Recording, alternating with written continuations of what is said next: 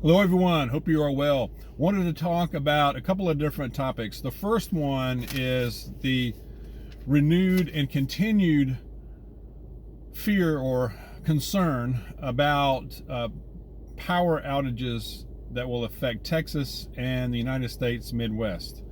You need to, if you haven't already, you need to prepare for the possibility of power outages, blackouts, this winter and even beyond.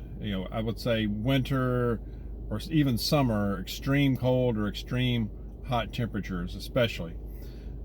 Power grids from Texas to the Midwest are at risk of shutting down if there is a deep freeze issue, kind of like there was last February, or even in the summer, in the heat of the summer, when we have extreme hot temperatures as well. Regulators are warning about this. They say widespread outages in Texas remain a very valid concern, but not just Texas, the surrounding area, surrounding states, and the Midwest as well. If you remember last February, there was a big freeze down there and affected all of Texas and certain surrounding areas as well. But if you remember, that was quite a thing they went through down there. Over 200 lives were lost. And Texas, from what I'm reading, they rely on wind power for 23% of their electricity. Now, during an extreme freeze, cold, extreme cold or extreme hot temperatures, if the wind is not really a factor, that's a problem. And so it failed, and natural gas, some say the natural gas machinery also froze back then. So that's still a danger, still a possibility. So from the way it looks, I mean, from the Energy Secretary, the current administration, it appears that there's an all-out assault, I guess, or attack on gas and oil right now. It's like they want to bankrupt oil and gas, and I understand the future of trying to get off of fossil fuels, but from all I'm gathering, solar is an option to enhance, and same with wind power. But I don't think, and from what I'm reading, our technology is really not quite there. We're not there enough to where we can rely on solar and just windmills to power everything through winter, through summer, everything. So that's a problem. I believe it was John Kerry said that he made a comment that coal plants will be gone by 2030. I mean, if you think about it, that'll come around quicker than you think. And can you imagine if you just took away all the coal plants? I mean, there would be massive blackouts, not just for a few days or a week, for a long time as well. So another thing cited was California, Texas, and the Midwest. They're not investing right now in the maintenance to keep up with the current, the current grid right now. So it's definitely very vulnerable. So again, you need to prepare and think about alternative power, alternative heating, alternative cooling in the summers. So that is still a big thing right now, and we're right coming into the winter right now, especially. So propane generators, even if you can get a smaller generator that can power an appliance or two, we have a small generator that can power, it's capable of powering a freezer or a refrigerator, or alternating between the two, and it's gas powered. So stocking up on gas, of course. And like I said, solar is an option, but I believe right now solar is just kind of an additional help. It's a supplement right now, the way the technology is. I mean, what if you had a freeze, blizzard, or very cloudy, you don't have a lot of sunlight right now, you're in trouble. It's like they did last February.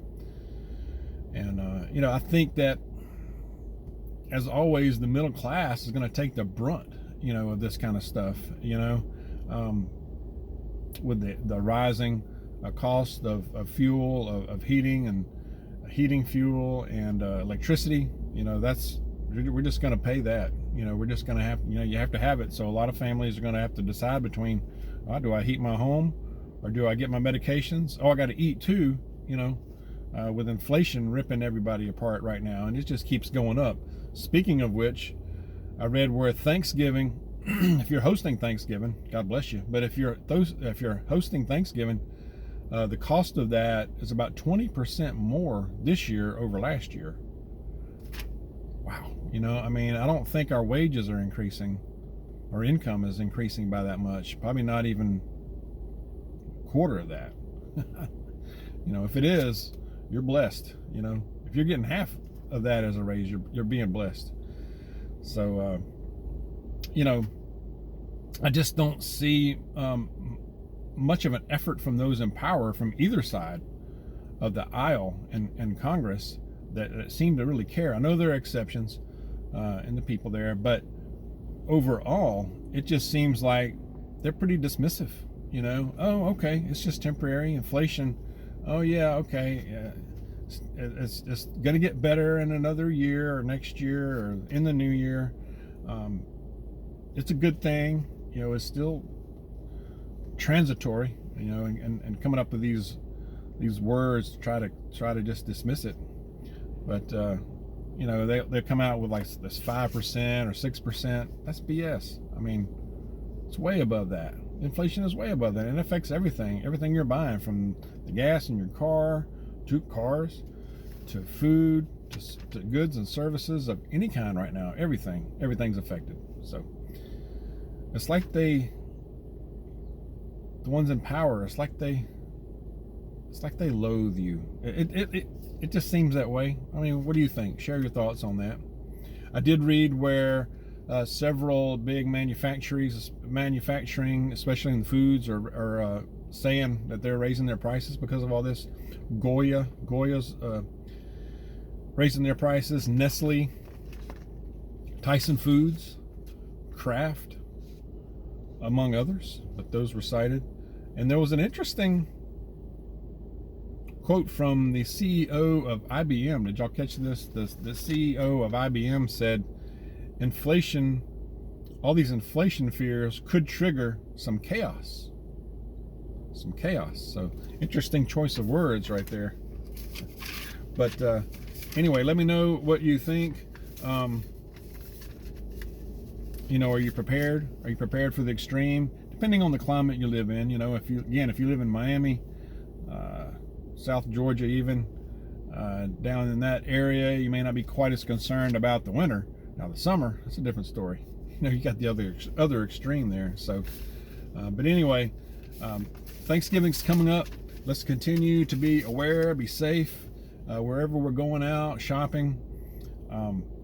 Take somebody with you if at all possible.